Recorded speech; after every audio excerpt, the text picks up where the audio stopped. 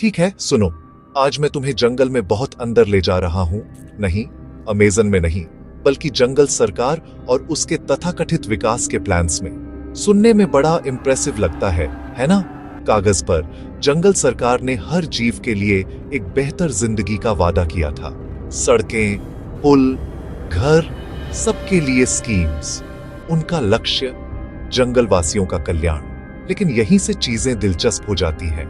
देखो, सरकार अकेले सारे कल्याण स्कीम्स नहीं संभाल सकती थी, तो उन्होंने क्या किया? उन्होंने ज्यादातर जरूरी काम आउटसोर्स कर दिए। कॉन्ट्रैक्टर्स ने प्रोजेक्ट्स के लिए बोली लगाना शुरू कर दिया, गड्ढे भरने से लेकर घर बनाने और सीवर ठीक करने तक। और यह सिस्टम ये इतना एफिशिएंट हो गया अधिकारियों, नेताओं और सरकार के लिए कि यह तब भी बना रहा जब सरकार बदल गई। साझा जिम्मेदारी का मतलब था, खैर, कोई भी कभी सच में जिम्मेदार नहीं था। कराचला को ही ले लो, कॉन्ट्रैक्टर्स में उभरता सितारा।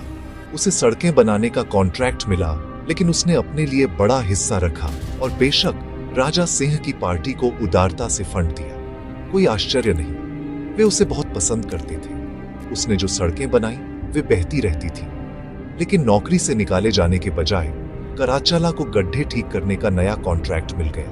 अब जंगल की नदियों पर उन चमचमाते नए पुलों की बात करते हैं। आसान यात्रा, खुश जानवर, है ना?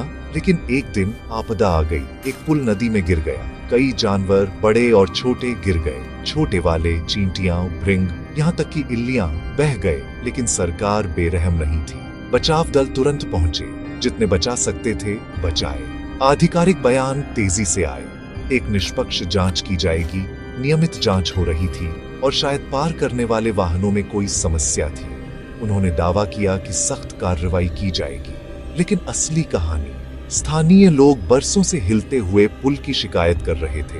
कबूतर कानफुसिया पुल गिरने से कुछ ही मिनट पहले अपनी गर्लफ्रेंड के साथ पुल पार कर रहा था और उसे अजीब आवाजें सुनाई दी थी। उसने ऑनलाइन शिकायत भी दर्ज की। किसी ने जांच नहीं की। बकरी बाबालाल ने कहा कि उसकी गाड़ी हमेशा उस पुल पर डगमगाती थी।